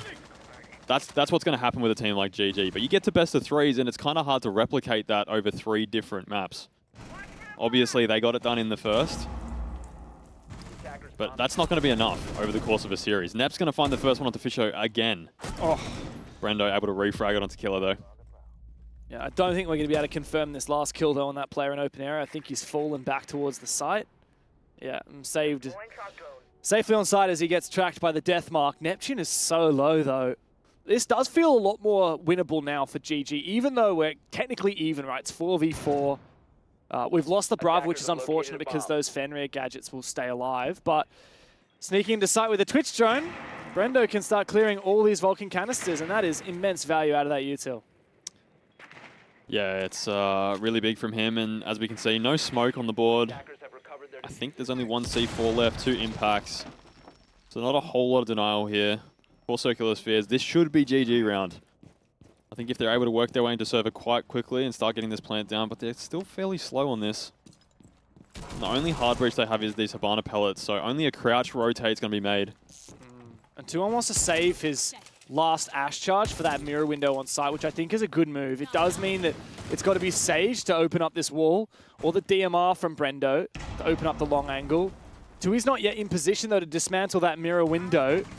He tries to get around it, but he doesn't realize the mirror is actually in a completely different position. It's actually inside Lockers itself. 20 seconds, no time to reposition as Sage starts to force that diffuser down. The C4 countered by Tui on the prone angle on the hatch. And this is exactly what GG have needed, but the plan is denied. An aggressive swing from Neptune and nobody to reattempt. Brendo finally gets it and tries to do what his brother could not, but low HP, it forces the drop from Tui. He takes one, but Japer replies. A 2v2 becomes a 2v1. And Japer's got to do it all himself. Tui to close it! When he's called upon, he will deliver. GG vastly needed that round, and eventually they got it 3-3 on the half. Wow. I mean, I don't know how to understand how it got so chaotic there. There was really only that one C4 from Tui, from Japer, I think it was, that could have denied that round. Tui able to counter it straight away, and then all of a sudden the planner got denied. I'm not sure where Nep got that kill from, but looks like it was behind the mirror. I'm not sure where that plant was going down for Nep to deny that. On the long wall? Maybe on the bomb? Is it possible to vault up? You know how people vault on the desk in lockers and throw smokes? People used to do that. If you vault on that desk, can you see default plant? I don't think so. No, I think because the way that pillar is kind of shaped on the entry. Yeah, we're trying to figure this out. I'm talking about the desk and lockers here, but yeah, I don't think you'd be able to see the angle. This is the observers are looking at that desk and lockers at the moment, or they were a second ago. The only thing I can think of is maybe Sajon tried to cross towards the bomb to plant there once the C4 was dead, just to get sort of a deeper angle, and then Nep killed him on the cross, but... Wow. Again, that was an entertaining half, man. Very entertaining half. Not convincing from GG at all. Not what we expect from them. And, I mean, well done by Tuhan in that last round. He stepped up huge. I mean, through all the chaos, I think he ends up getting a 4K. Yeah. And just cementing a 3-3 half for them. Yeah, Tui was actually looking really rough. He'd only found 3 kills in the map up until that point in 5 rounds. Big 4K from him. Very much needed by GG. Now they move on to their defense. And I got to say, I'm really loving this lineup. There's a little bit of old, there's a little bit of new in here. We've got the Goyo, the Smoke, and 2 C4s on the Valken Pulse for that late round plant denial. And it forces CS to be fast here on this roam clear. But I wouldn't be surprised if we see some of those Valkyrie cameras to enable that roam. Looks like one's actually in garage, and that might get countered here by saved on the knock. Yeah, and especially with the new Nook buff, so the Nook meter only goes down when he's on cam. Obviously no one on that BPC right now, so he can continue to use this gadget all the way up until someone gets on that camera. Still not going down. I think they're pretty unaware of Save's position here. Oh wow, this is so dangerous. He could go so deep. But he's, at the moment, not using his gadget, and so he's worried about that bulletproof camera potentially looking at him. He's just going to wait patiently here. This is where he just needs to be the anvil, and the rest of the team needs to force players in his position. There's a free kill. A second one for saved. And suddenly, the advantage is flipped squarely in CS's favor. I think it would have been better for Save to leave there. Unfortunately, he continued to stay. He got his 2 picks. I think if he had gotten out of garage and not allowed GG anyway to refrag him, probably would have been a bit stronger. But in saying that, 2 picks at the start of this round, having an immediate impact on this defensive setup. Especially that pulse. I mean, there's no util gained out of that pulse now. 2 C4s down as well. Yeah, that's a great point. You're really only relying on the smoke and the Vulcans now. And the Vulcans will probably get counted here, as we see Twitch is up. With a minute left, still plenty of time for this attack to come through. Habana still on the board, so server rotate will be able to be made. Oh. Although Brendo has found a kill. Yeah, he just peeked the hatch from in garage. That's very ambitious. Is there going to be a rotate here from a player to... Oh, I was about to say that's a genius keeper. I've actually never seen that. Does that even work? I mean, if Brendo's doing it, I'm assuming it is. It will work eventually, but it looks like he's given up on it for now. So rotate's being made now into server. Only 20 seconds left. It's gone very quickly. Still smoke on the board as well. And one gas babe in pocket here for Sage. Time ticking away. As the smokes go out from the attacking side, is there denial on the plan? No, the cover is there. It's not quite good enough, though, as Sage does get one. He gets aggressive inside through the smoke. He finds it with a shotty. Physics now. He switched places with Sage, and he can't find anything. GG on their defense, start flying. Massive round from Sage on the smoke. He takes matters into his own hands, and he gets his team the lead. Yeah, I mean, I said it before. Sejon's having an amazing map. Even though it may not seem like it statistically, I think he's a massive reason for most of these round wins from GG. Just darting through the smoke with the shotgun out, able to deny the plant. Save did such a good job at the start of this round, getting such a deep position into garage and cutting off two of the players. Losing that, right? Like, after 5v3 off that advantage, you should never lose those rounds. No, and Physics made the right call going deeper into server/CC to get this plant down. 10 seconds to go. Look at this. Bang! And then Physics, yeah, he actually vaulted into red at the same time. That was a very strange ring around the rosy through the smokes. So, yeah, I think what happened was Neptune dropped the admin hatch and then eventually got downed by Sejon, and then from there, I think one of the defenders actually run up main to retake the hatch control. So that's why Physics ended up getting off the plant and trying to go deeper, because I think if that hatch control had been maintained, they would have got the plant down. 10 seconds left before insertion. Yeah. Impressive that GG were able to win that from player down as well. 3v4 during that execute. I think every round they've won so far has been at a man deficit. Well, actually, now I look at it, the last 5 rounds in a row, Circular Spheres have found the opening pick, and GG have won the last 2. Credit to them. They're pretty solid at fighting back from those 4 versus 5s. We've seen plenty of 3 versus 4s as well, like that one. Yeah, and it's like what we were talking about earlier. I think this is good enough for it to play against a team like Circular Spheres, right? As a good team, you will find a way to win those rounds where you're at a man disadvantage. Win those rounds when you don't have the right util, or, you know, that they're playing better than you. But against Oda and the boys? Against the Chiefs, I don't think this is going to be good enough. They will punish you. They will have no mercy when it comes to man advantage. I think 9 times out of 10, that last round, if played against, say, the Chiefs, that's a Chiefs win. Yeah. Oh. Assuming GG win this, we're teed up for a very exciting grand final tomorrow. But GG have to get there first, and they've proven it's actually not a guaranteed thing here. Circular Spheres have given them a serious run for their money. And finally, GG has started to run away with it on their defense, but still only 1 round in the lead. Plenty left in the tank here for CS. Yet to find an attack, though. When do they get that monkey off the back and start finding these rounds in the second half? I mean, this could be the one. They look like they're going for a bit of a lobby execute here. Physics has opened up that angle into Kanto. Killerman's taking a very aggressive sort of route up spiral stairs, looking to take this first fight on the E3 guy. Goes for it. It's trying to bait out that peak with the drone. Loses the fight, though. SMG-11 bests the SMG-12, it seems. That's a really important kill to find there for Fisho guy against Killerman, and there was no opportunity for a refrag. There was no one supporting. There was no pinch from the rest of the roster of CS. Yeah, this is a pretty one-dimensional attack so far. It looks like it was going to be basically a straight lobby with some early Windows aggression, but Tuhan sitting inside CEO right now. Oh, Wettable was able to find the long-range pick on the Physics. Tell you what, that Castle ACOG has really had a massive impact on how powerful Castle is as a fragger.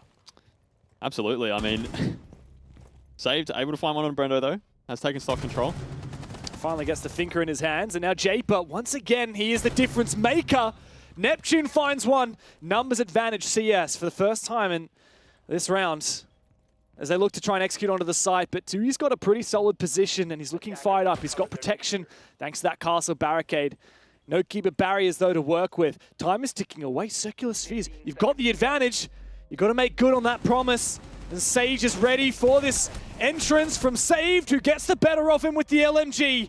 Tui still has a chance to clutch it. The diffuser is down. Nobody can refrag him. Peeking in for it. He clutches it again. Oh, GG. Tui's done it for you once again. Once again, man disadvantage. I thought I was going to say Sage on in the man disadvantage has been huge today, but he did get swiftly eliminated, and then Tuhan just able to keep his nerve, able to put the kit on the ground. Man, so many of the rounds in this series have been Tuhan diff. Like, remember that clutch on defense on Border where he traded with the last kill, and because he was defense, he won it? We saw a gnarly 3K in the first game. We saw the 4K to close out the half and win that final attacking round. And just there, a 1v3 from Tuhan, only 2 kills required to get it done. And I'll tell you what, Japer is going to be absolutely kicking himself about his chosen plant position. That is a massive turning point now in this game. Only 2 rounds away from finishing this series. RGG and Circular Spheres take their tactical. Yeah, I mean, just a bit of a lack of information there on Tuhan's position. There wasn't a lot of Windows pressure from the start of the round. Obviously, Tuhan playing in that CEO room, able to use those keeper barriers early to cut off a lot of those lines of sight from the windows. Ended up almost biting him in the back, though. I think if he'd had a keeper barrier later there in that 1v3, it probably would have worked out a little bit better, but still able to get the round win. Out to 9-5. Once again, putting the team on his back. And I guess the question is, in that 1v3, does Oda win it? That's the question that we'll have to wait till tomorrow to find out. You know what? We have to see like a 15-round map 3, and then it comes down to a 1v1 Oda v Tui. The winner goes to the major. And we crown the ultimate player from OCE. Yeah. All right, so we're going to have a quick rehost here, guys, as we got an issue on the CS side, but we can go podcast mode and talk about this a little bit. You mentioned Tui. I'm having a look at the stats. So for the series as a whole, guys, 24-12. That's a 2.0 KD across, it's been 20 rounds so far? That is insane. Yeah, definitely having a big impact once again. I mean, we know why they brought him in. We didn't quite understand why Oda had to be taken out at the start, but we know why Tui's in this team. He provides so much firepower. He plays the game so much. He has really good Siege knowledge and Siege IQ, considering how young he is. You were telling me a little bit about him in ranked because you stack with these guys a little bit, right? He's what, like the number 3 champ or something like that? Yeah, he plays quite a bit, and we play against cheaters a lot, by the way, and somehow with having like Tuhan and stuff on your team, you still somehow win. So I couldn't even imagine playing against him in a comp setting. I was lucky enough to team with him actually at one point on Wildcard, and oh, true. I'd actually forgotten about that. For such a young player, yeah, he was really great, and yeah, really had the will to keep going. So I think he's been a big pickup for GG. Yeah, a real mature player, especially considering how young he is. And GG now just 2 rounds away from closing this series, but of course we've got a little technical issue we've got to resolve. So we'll be back in just a moment. Don't go anywhere.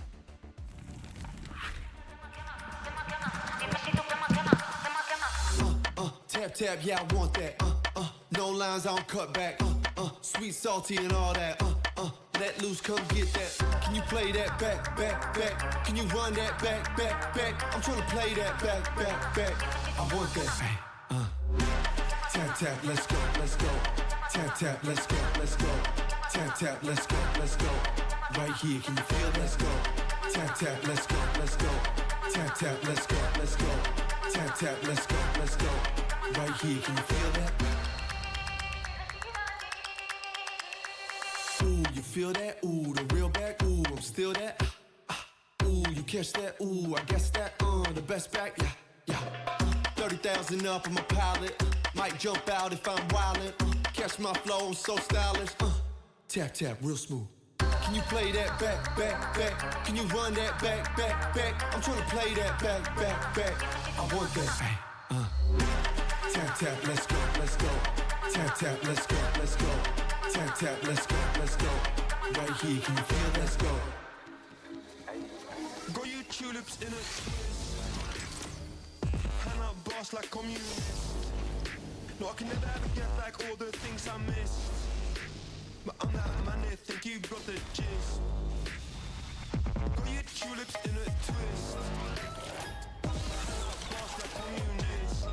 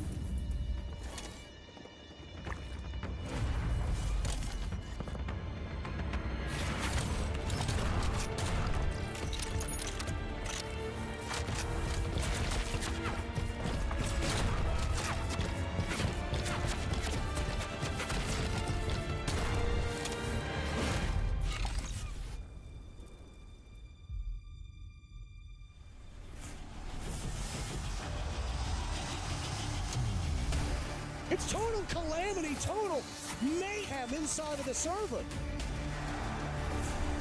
Out of nowhere, they find their round back into their favor. Holding up for the blood, the wave!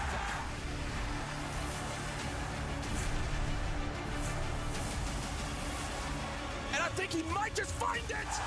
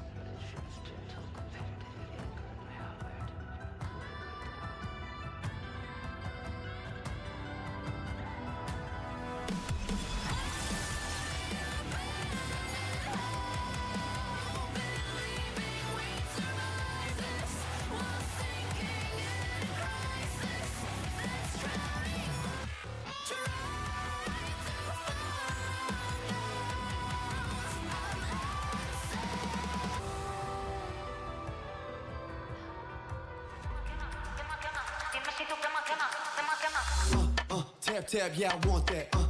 No lines, I don't cut back. Sweet, salty, and all that. Let loose, come get that. Can you play that back, back, back? Can you run that back, back, back? I'm trying to play that back, back, back. I want that. Tap tap, let's go, let's go. Tap tap, let's go, let's go. Tap tap, let's go, let's go. Right here, can you feel? Let's go. Tap tap, let's go, let's go. Tap tap, let's go, let's go.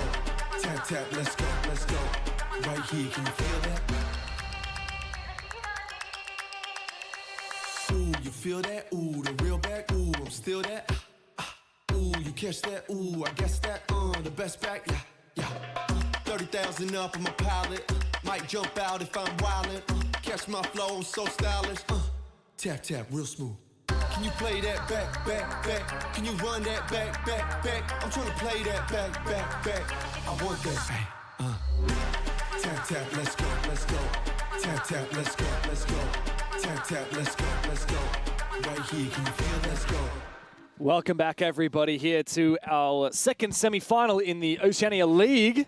GG on the cusp of finishing off this series. A series that has actually been a little bit closer than we expected, Vinny. Particularly map 1. Good comeback from Circular Spheres. Wasn't quite enough back from the 5-1 down. Now they're 5-3 down, but they're yet to find an attack round win. Yeah, out of those 2 first attacks, just unable to really put anything together. I mean, that last round, though, GG, having to clutch up. Tuhan able to win the 1v3.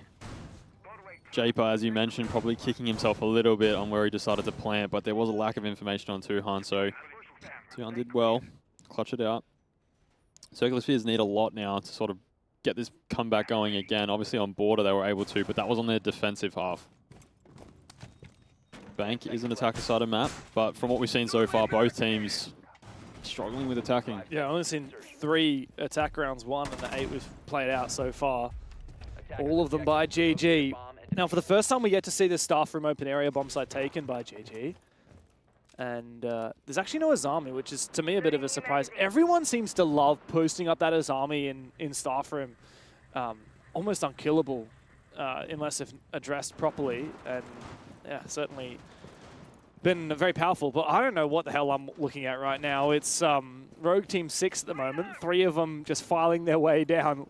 Like Stormtroopers through Garage. What the hell is this? I assume that we're going to be seeing a quick run-up main as a 3-man, trying to get into open area very quickly, but almost guarantee they're going to be running directly into the Capcan traps from Brendo on that double door. I mean, it's a cool idea, but yeah, they're about to get Capcan, and there's also got to take down these normal barricades. Physics leading the way, Diffuser in pocket. Here come the Candelas from the Ying. He's in, and they're going for it. No explosion from the Capcan traps, but Wenables finds 2. The Warden, the perfect operator for this position, to C4, make sure that he's safe on site. Another one! No, it's Sage that steals it. It doesn't matter. It's all up to Saved and Neptune now in a 2 versus 4. I appreciate the gusto, I appreciate the passion, but there was no conviction. And now they are desperately floundering to find something back. Not a bad idea at all, I think, from Circular Spheres. It looked like they got all the space they needed. I was expecting a Capcan trap to go off on that double door entry, but not to be placed there. Save now. We'll need to find this first one into open area, but a lot of crossfires being maintained from GG, not giving them anything or any way back into this round now. And Diffuser's also on that ground still, as it was Japer who had it. Oh, aggressive swing there for a brief second. This is just baiting now. CS just need to find picks, and GG are not going to give it to them. No, they're not. And luckily for GG, that Warden posted up in the open area was the perfect counter to the Ying and the smokes that ended up coming through for that execute. Still a dread mine on this doorway as well. So it's going to be a death sentence for anyone that walks on inside. I don't mind the idea here. A potential nade over the top may flush Fisher guy out, but he's got quite a lot of space to play with. Neptune, suppressor. He needs to make sure he doesn't get sprayed back through the wall. The Fenrir Dreadmine goes off for a brief second, and Save realizes he's just got no chance of making this work. All these players from GG just holding down the line. They've wasted the entire round, and now it's just going to be desperation. 20 seconds to play. You've got to vault in through this window. No util to speak of, and Circular Spheres are going to fall 1 by 1. Straight to the Dreadmine. First kill for Tui. Desperate backstab finds nothing. Fisher guy has put GG on map and series point. Just 1 round away from casually making it to another grand final. Yeah, unfortunately, no way back into that round from Circular Spheres. Once that rush goes wrong, isn't much room to work with. Obviously, none of the hatches open, none of the walls open, so Neptune and Save sort of just running around trying to find any inkling of a pick. And GG just didn't give it to them. They have that experience. They understand what's on the line at the moment. And yeah, just as inconsistent as they've been today, with the lack of confidence they've really instilled in us, they are making their way onto that grand final where they will face Chiefs, unless Circular Spheres can do something incredible. No, it'll have to be, after losing 3 rounds of attack in a row, they'll have to now win 3 rounds of attack in a row. Push OT, and then win OT, and then push to map 3 of Consulate, and then win Consulate. It's a stretch, man. It is a real stretch. But no one ever said it was going to be easy going against GG, and to be honest, Circular Spheres are kind of lucky to be here. They only barely scraped in the playoffs. They won their quarterfinal as the unfavored team against Prodigy. And now they're here, and yeah, most challenging game of the stage, potentially the year for sure. Yeah, and I mean, GG have just been here so many times, haven't they? They've been in these positions. I'm sure they've been in this position where they're the favorites and things are starting to go against them and momentum's against them, and they still manage to find a way to make it all the way through. So, especially with those tack timeouts they've been taking, I'm sure Titan's been just instilling in them, you know, keep it calm. We know we're the better team. We know what we need to do to get this over the line. Very true. Let's not take too many risks. Let's just make sure that we do this the right way and the way that we've been doing it all stage, because all stage they've been the best team by far.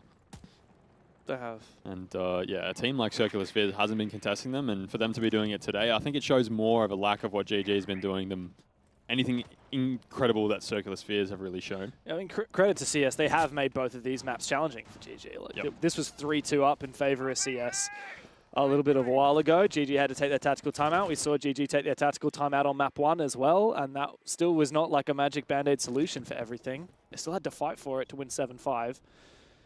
As GG now on the cusp of finishing off this series and booking a very tantalizing date with Chiefs tomorrow. And Saved once again picking this Nook and making his way into Garage. It looks like he wasn't spotted on the initial cross again. Only a quarter, or less than a quarter of his Nook meter, or gadget, has been depleted. Jape has made his way into admin. It should be a freebie. Good kill there. Brendo goes down. An opening kill sorely needed here for Circular Spheres, and something they've failed to do for the last 2 rounds in a row. Saved, also lucky to find one. He reveals his position and doesn't get the kill. Yeah, but this position just puts so much pressure onto the players inside. He doesn't even need to really peek. He just needs to make sure that his presence is felt. You can see that Wedable's taking a lot of damage. That's 20 HP from that main stairs position.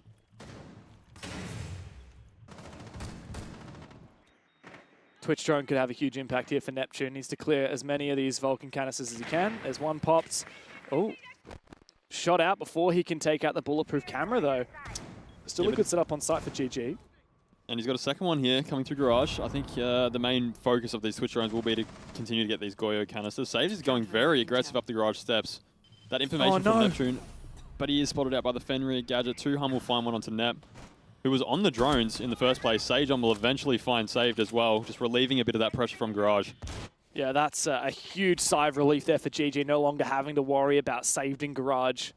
And that Dreadmine, no doubt, saved against the push from Saved. Yeah, the timing was quite crazy as well, because Net was the one on the Twitch drone that eventually got flanked by 2Han. Oh, here comes the drop though, desperate from Physics, good shot. Is there a trade? A swing comes down, Killerman has to get around the action as well. It's just him and Japer left. Screw that, it's all on Japer now. 1v2, and he finds 2 of them. It's a 1v1, Sage has to clutch up, and he will do so. The GG is called, and a new rivalry in Oceania will begin tomorrow. GG to defend their title in a grand final against the Chiefs. I mean, Dev, the looks on their faces at the end of that round, it did not look like elation. I mean, it seemed like this should have been an easy job. Bit of a cakewalk, but Circular Spheres did everything they could in their power to make this tough for them, and they definitely have. They've made them earn their ticket to the grand final. That's exactly right. It was a tight contest for GG, but they got the job done 5 rounds in a row to send themselves into a grand final, and I can't wait to see what they have to say in their interview as we go over to the desk.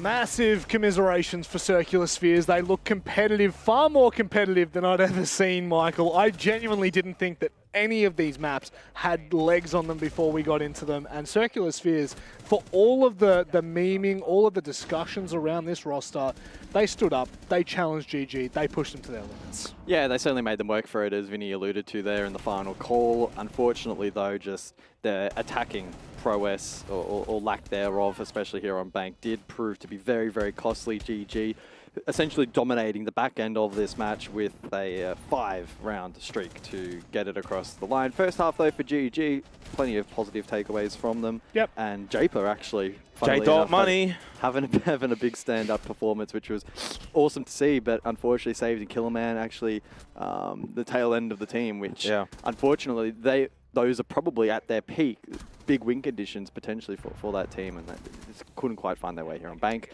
Ruthless from GG, and Tuhan especially.